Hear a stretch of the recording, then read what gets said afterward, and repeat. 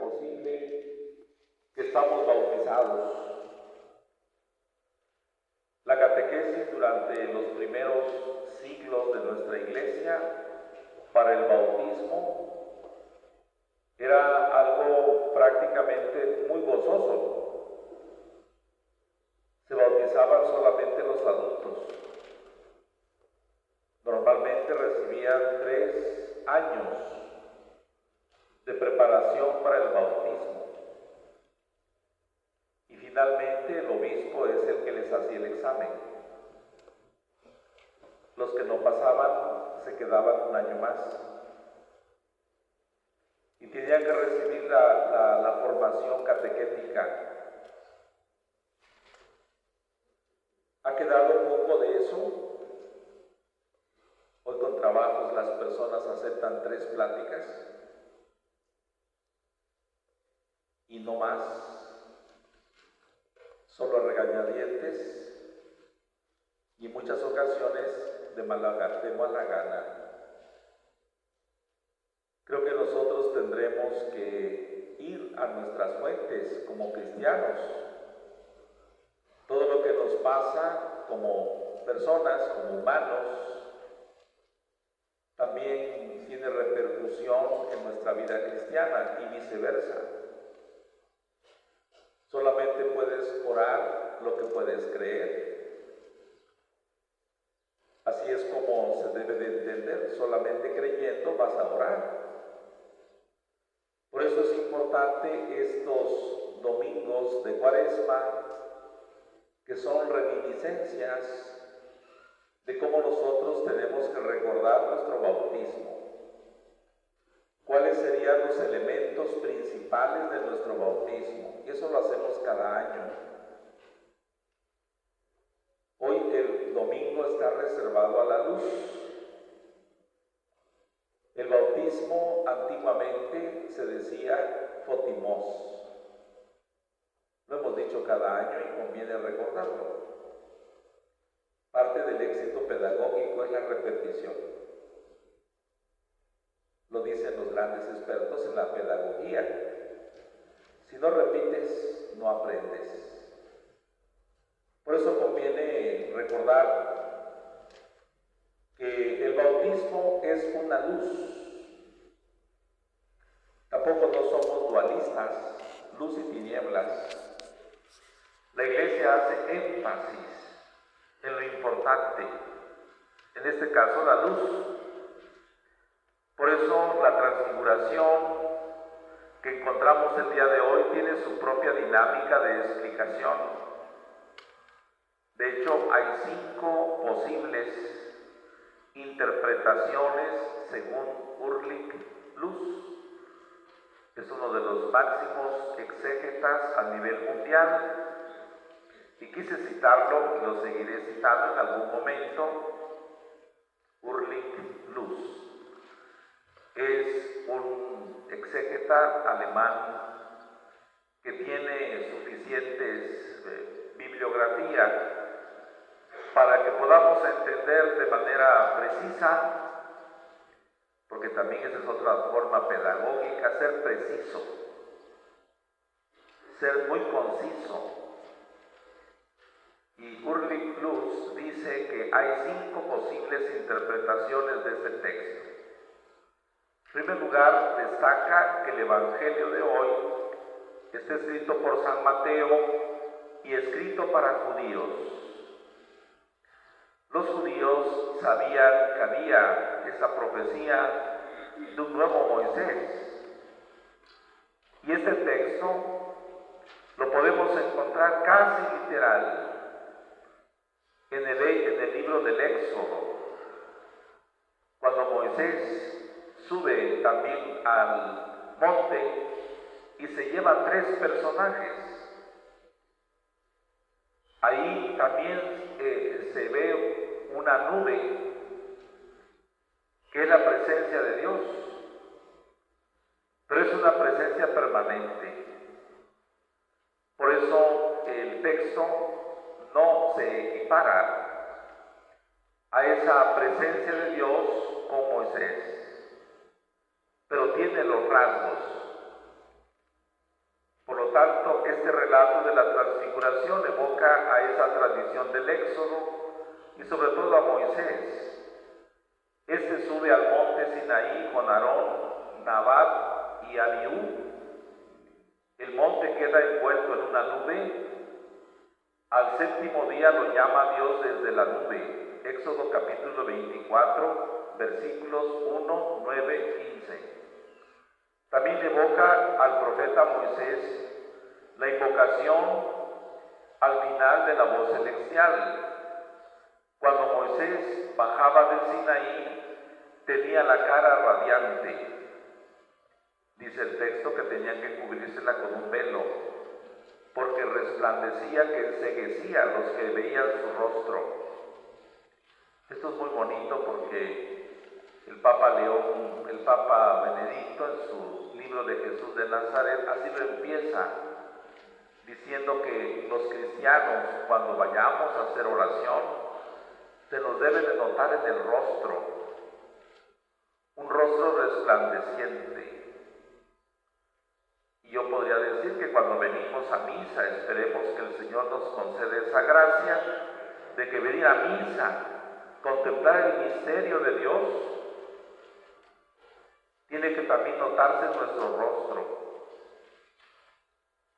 El católico no le es permitido tener un rostro adusto, así como mal encarado, pues. Así como que todo nos sabe mal.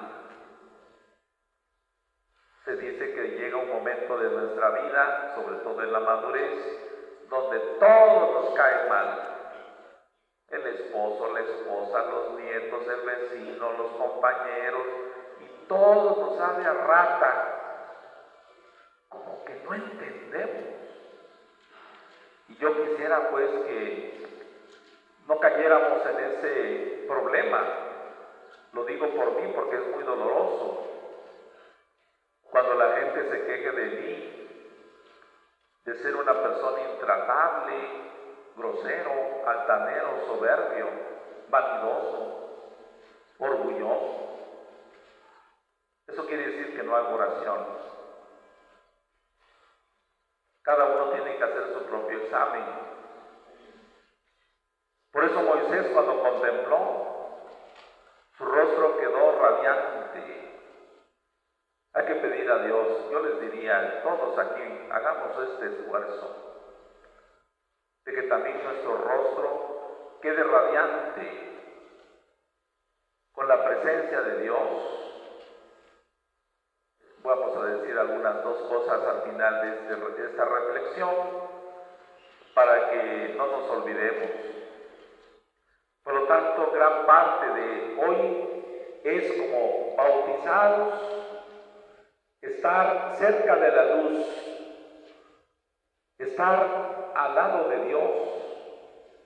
El cristiano tiene que estar cerca de la luz y también ser luz. Esa sería como la misión, el compromiso, el objetivo, para que nosotros seamos luz. Somos bautizados, lo podemos hacer.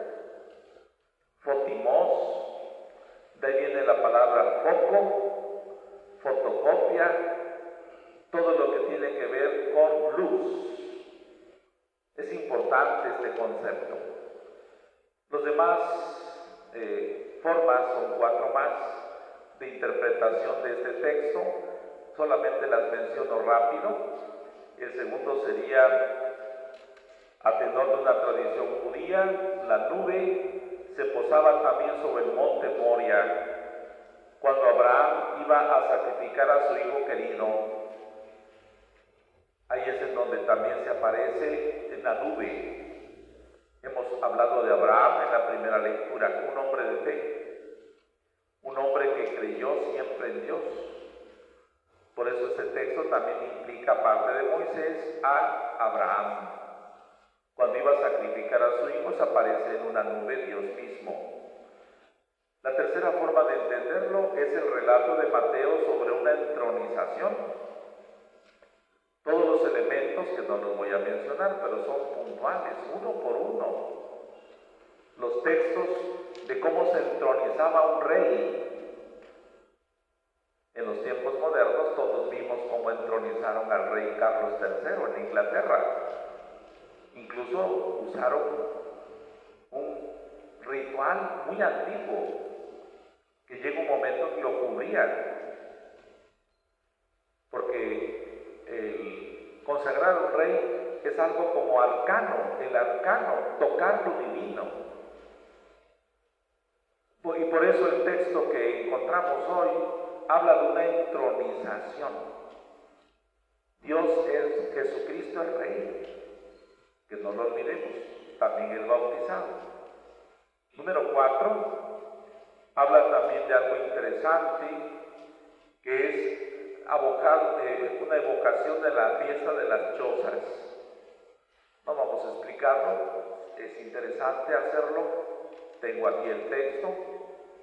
Y el quinto es algo mucho más también hermoso, habla del relato que evoca esperanzas judías y cristianas de futuro, sobre todo de transformación en el futuro cuerpo resucitado.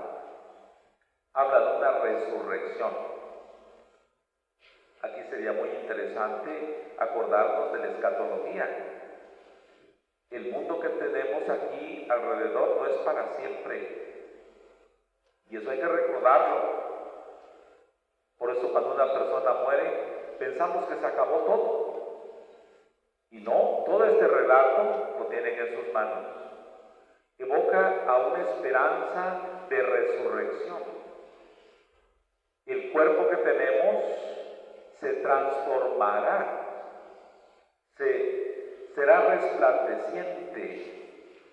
No siempre tendremos este cuerpo. Lo dice la escatología, quisiera explicarlo, pero tampoco nos da tiempo.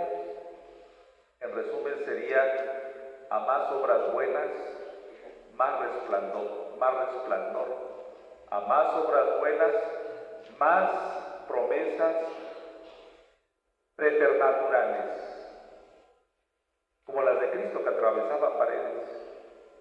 Estaba en dos lugares diferentes. Son los dones preternaturales. No da tiempo a explicarlos, pero que sepan que existen. Que el cuerpo tendrá una resurrección y será transfigurado. Todo esto pues, y terminó con dos cosas importantísimas. En primer lugar, quiero citar a Plutarco. De la antigüedad era uno de los más grandes pedagogos, Plutarco. Se puede leer hoy algún escrito que se llama Moralia. Solamente voy a citar una frase muy bonita que habla de la contemplación de la naturaleza. Hoy el texto de la transfiguración nos habla de una contemplación. Acuérdense de Pedro cuando vio todo tan hermoso y dijo: hagamos 3 chozas. Observo que hoy, y no soy el único, que hoy no contemplamos. Todo nos parece igual, porque nos hace falta transfigurar nuestros ojos, ver la belleza, ver las cosas que nos rodean. Y nos dice lo siguiente Plutarco: el mundo natural en el que habitamos, a las cosas de la tierra, va creando en nuestro espíritu un hábito de contemplación amorosa que contribuye mucho a nuestra felicidad y que de paso desarrolla nuestro espíritu de observación y nuestra inteligencia. Contemplar, por lo tanto, dice Plutarco, es para nosotros un motivo de buscar nuestra felicidad. Ayer en la noche me fui a tomar una malteada aquí afuera. Qué bonitos los árboles de San Mateo. Las ramas, el color verde. La misma plazoleta es hermosa. vendrán a misa corriendo, llego tarde, pero no se fijan lo que hay. Termina la misa y salen pero disparados, parece que van a recibir herencia. Contemplen más, platiquen con alguien, contemplen a las personas, véanlo a los ojos, vean a sus nietos, a sus hijos. No les vean sus defectos.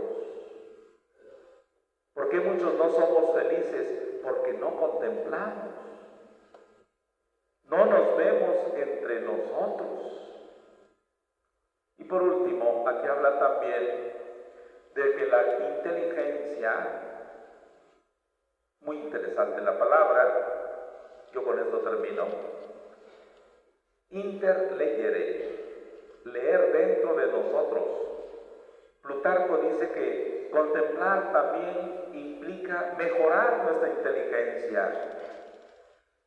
¿Y qué cosa dice la cartilla moral?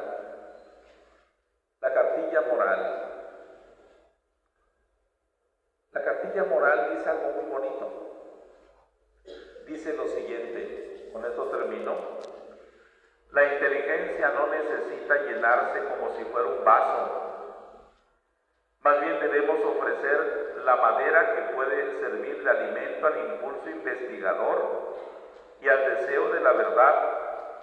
Es como si los vecinos tuvieran un fuego espléndido y de lo que se trata es de ir con ellos, coger su lumbre, no nada más de quedarse allí hasta el final. Esta frase que sigue a continuación es muy bonita. Del mismo modo, si uno se acerca a los discursos de otro, pero no cree que es necesario encender su propia inteligencia y su luz interior, es como si quedara allí cautivado, escuchando pasivamente, y lo único que obtiene es la opinión, como el que solo saca del fuego del vecino el color rojo de su cara. Eso es lo que dice la cartilla moral. Espero que vengamos a la misa y no tan solo vayamos como Moisés, con el rostro resplandeciente, sino llevemos la luz en el interior. Que no salgamos de la misa solo con la cara roja de haber contemplado el fuego, sino llevarnos el fuego en el interior. La palabra de Dios es eso, es fuego interior. El bautismo es fuego interior para que llevemos la luz y no tan solo el resplandor. Nos ponemos de pie.